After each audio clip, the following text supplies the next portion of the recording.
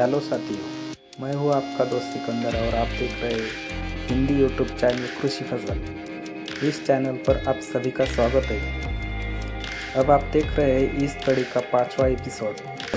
पिछले एपिसोड में आपने देखा टमाटर की फसल में तीसरा मुख्य खाद पोटेशियम का कार्य, कमी और अधिकता के दुष्प्रभाव, उसके उपाय, जरूरत का सही वक्त और इस वीडियो में देखेंगे सबसे महत्वपूर्ण खाद जैविक कर्ब का टमाटर की फसल में कार्य, कमी और अधिकता के दुष्प्रभाव, उसके उपाय, इन सभी के बारे में अगले एपिसोड में देखेंगे।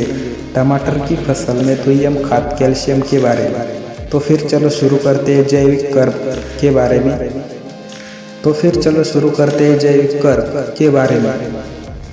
सबसे पहले हम यह जानते हैं कि जैविक कर्ब क्या है।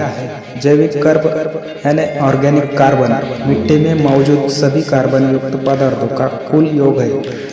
इसमें वे सभी चीजें शामिल हैं जो कभी जीवित थी या जीवित प्राणियों से बनी है, जैसे पौधों के अवशेष, पत्तियां, तने, जड़ें, जानवरों के अवशेष और गोबर, सूक्ष्म जीवों, बैक्टीरिया, फंगस का शरीर और ह्यूमस। दूसरे शब्दों में जैविक कार्बन एक बहुत व्यापक शब्द है जो मिट्टी में मौजूद हर प्रकार के जैविक पदार्थ को दर्शाता है। टमाटर की फसल में जैविक कर्ब यानी ऑर्गेनिक मैन्योर के मुख्य कार्य यह है कि जैविक खाद जैसे गोबर की खाद, केंचुओं का खाद और कंपोस्ट मिट्टी में कार्बन पदार्थ को बढ़ाती है। इससे मिट्टी की उर्वरता शक्ति बढ़ती है और मिट्टी में जरूरी पोषक तत्व जैसे कि नाइट्रोजन, फास्फोरस, पोटेशियम और सूक्ष्म पोषक तत्व कैल्शियम, मैग्नीशियम, सल्फर की उपलब्धता भी बढ़ जाती है।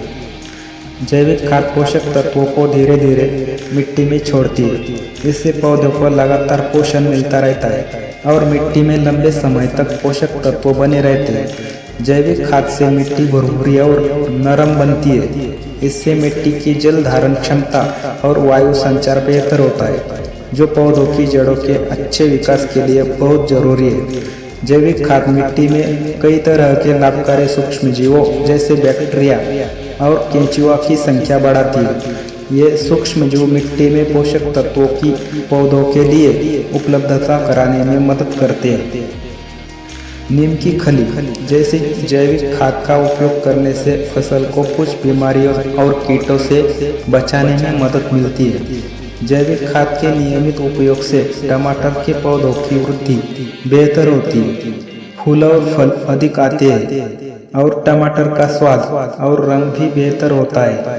रासायनिक उर्वरकों की तुलना में जैविक खाद पर्यावरण को कोई नुकसान नहीं पहुंचाती है। यह मिट्टी और पानी के प्रदूषण को भी कम करती है।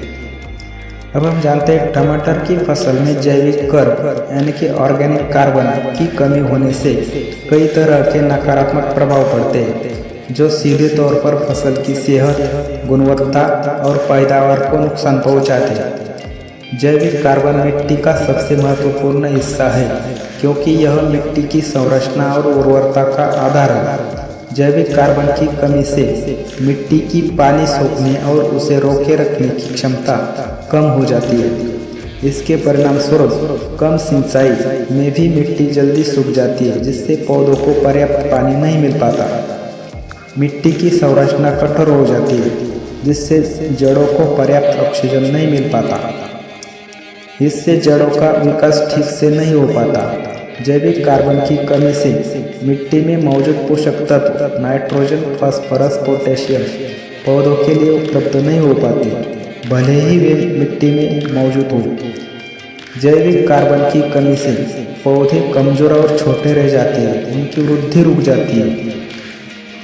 पोषक तत्वों खासकर नाइट्रोजन और मैग्नीशियम की कमी के कारण पत्तियों का रंग पीला पड़ने लगता है। इससे प्रकाश संश्लेषण की प्रक्रिया प्रभावित हो जाती है। पौधों को पर्याप्त पोषण न मिलने से फूल और फल समय से पहले ही झड़ जाते हैं, जिससे पैदावार में भारी कमी आती है। पौधों के तने कमजोर हो जाते हैं और वह फलों का भार नहीं उठा पाते। जैविक कार्बन की कमी से टमाटर की कुल पैदावार में भारी गिरावट आती है। टमाटर छोटे, हल्के और कम रसदार होते हैं। उनका रंग और स्वाद भी फीका पड़ जाता है। मिट्टी में नमी की कमी होने से फल फट सकते हैं, जिससे उनकी बाजार में कीमत कम हो जाती है। कमज़ोर पौधे बीमारियों और कीटों के हमले के प्रति ज़्यादा संवेदनशील हो जाते हैं। जैविक कार्बन की कमी से मिट्टी में रहने वाले लाभकारी सूक्ष्मजीवों की संख्या कम हो जाती है। सूक्ष्मजीव पौधों को रोगों से बचाने में मदद करते हैं, इसलिए इनकी कमी से पौधों पर बीमारियों का खतरा बढ़ जाता है।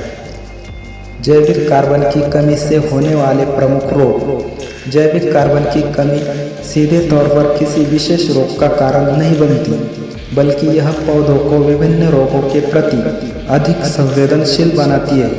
जैसे यह एक मिट्टी जनित फफूंद रोग है जो फुजारियम और वर्टिसिलियम जैसे कवक के कारण होता है।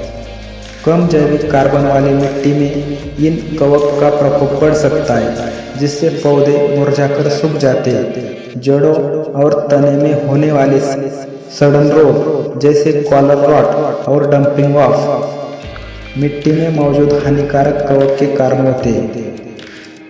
जैविक कार्बन की कमी से मिट्टी में फायदेमंद सूक्ष्मजीव कम हो जाते हैं, जिससे यह हानिकारक कवक आसानी से पनपते हैं। जैविक कार्बन की कमी से पौधे में पोषक तत्वों का अवशोषण प्रभावित होता है, जिससे पौधे कमजोर हो जाते हैं। ऐसे में अगेती झुलसा और पछती झुलसा जैसे रोग आसानी से लग सकते हैं। जैविक कार्बन की कमी से सूत्रकृमि का प्रकोप बढ़ सकता है। ये सूक्ष्म कृमि पौधों की जड़ों को नुकसान पहुंचाते हैं, जिससे वे कमजोर हो जाते हैं और पोषक तत्वों को ठीक से अवशोषित नहीं कर पाते। इससे पौधे में रोग लगने की संभावना बढ़ जाती है।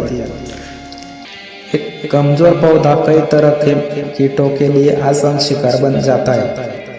जैविक कार्बन की कमी होने पर टमाटर की फसल को नुकसान पहुंचाने वाले कुछ प्रमुख कीट जो कमजोर पौधों पर हमला करते हैं, उसमें से पहला है फल छेदक। यह टमाटर की एक प्रमुख कीट है।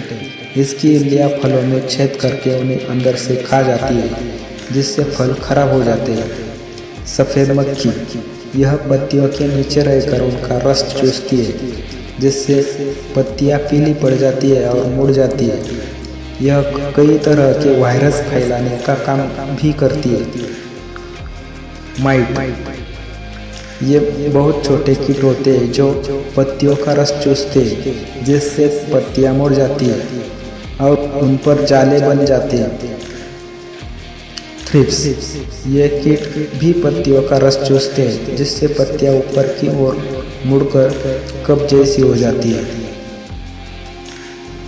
इसकी कमी को दूर करने के उपाय। जैविक कार्बन सबसे ज़्यादा कंपोस्ट खाद में होता है। कंपोस्ट एक प्राकृतिक खाद है जो पौधों और जानवरों के अवशेषों से सड़ाकर बनाई जाती है। इस प्रक्रिया से जैविक पदार्थ टूट जाते हैं और कार्बन से भरपूर एक गाढ़ा काला पदार्थ बन जाता है, जिससे ह्यूमस कहा जाता है। इसके अलावा मिट्टी में जैविक कार्बन के स्तर को बढ़ाने के लिए कुछ और तरीकों का भी अपनाया जाता है। पहला है कि हरी खाद के लिए ऐसे पौधे उगाए जाते हैं जिन्हें बाद में मिट्टी में मिला दिया जाता है, जिससे कार्बन का स्तर बढ़ता है। दूसरा यह है कि फसल की कटाई के बाद बचे हुए अवशेषों को खेत में ही छोड़ देने से वे धीरे धीरे मिट्टी में मिल जाते हैं और जैविक कार्बन बढ़ाते हैं। और तीसरा है कि गोबर और गौमूत्र को पानी के साथ मिलाकर खेत में डालने से भी मिट्टी में जैविक कार्बन की मात्रा बढ़ती है। यह ध्यान रखना जरूरी है कि जैविक कार्बन मिट्टी की सेहत के लिए बहुत महत्वपूर्ण है। यह मिट्टी की संरचना को सुधारता है, पानी रोकने की क्षमता बढ़ाता है और पौधों के लिए पोषक तत्व उपलब्ध कराता है। अब हम जानते हैं टमाटर की फसल में जैविक कार्बन की अधिकता के दुष्प्रभाव। जैविक कार्बन की अधिकता से मिट्टी में मौजूद नाइट्रोजन और अन्य पोषक तत्व तेजी से घुल जाते हैं, जिससे पौधों को एक साथ बहुत ज़्यादा पोषण मिल जाता है। इससे पोषक तत्वों का असंतुलन हो सकता है। उदाहरण के लिए अत्यधिक नाइट्रोजन के कारण पौधों में पत्तियों और तनों की अत्यधिक वृद्धि हो जाती है, लेकिन फल और फूल कम लगते हैं। जैविक पदार्थ पानी को बहुत ज़्यादा सोख लेते हैं। अगर मिट्टी में जैविक कार्बन की मात्रा बहुत ज़्यादा हो तो जल निकासी ठीक से नहीं हो पाती, जिससे जड़ों के पास पानी जमा हो जाता है। ऐसी स्थिति में जड़ों में फंगस लगने और सड़ने का खतरा बढ़ जाता है, जिससे पौधे कमजोर हो जाते हैं। कुछ तरह के जैविक पदार्थ जैसे कि बिना पूरी तरह सड़ी हुई खाद जब मिट्टी में मिलती है तो वे धीरे धीरे एसिडिक हो जाते हैं। अगर मिट्टी में पहले से ही अम्लता अधिक है तो जैविक कार्बन की अधिकता से यह समस्या और बढ़ सकती है, जो टमाटर जैसी फसल के लिए हानिकारक है। टमाटर को हल्की अम्लीय से लेकर उदासीन मिट्टी पसंद होती है। उसका पीएच मान 6 से 6.8 तक होना चाहिए। अत्यधिक नमी और जैविक पदार्थों की वजह से कुछ हानिकारक बैक्टीरिया और फंगस पनप सकते हैं, जो पौधों की जड़ों और तनों को नुकसान पहुंचा सकते हैं। इसके अलावा जैविक पदार्थों की गंध कुछ कीटों को भी आकर्षित कर सकती है। मिट्टी में जैविक कार्बन की अधिकता से होने वाले कुछ प्रमुख रोग इस प्रकार है कि उकठा रोग, यह एक फफूंद जनित रोग है जो फ्यूजारियम ऑक्सीस्पोरम नामक कवक के कारण होता है। अधिक जैविक सामग्री वाली मिट्टी इस कवक के विकास को बढ़ावा देती है। इस रोग के कारण पौधे की पत्तियां पीली होकर मुरझा जाती है और अंत में पूरा पौधा सूख जाता है। तना सड़न, यह रोग भी फफूंद के कारण होता है। नम और जैविक पदार्थों से भरपूर मिट्टी में यह कवक पनपते हैं, जिससे पौधों की जड़ और तना गलने लगता है। इससे पौधे कमजोर हो जाते हैं और अंततः मर जाते हैं।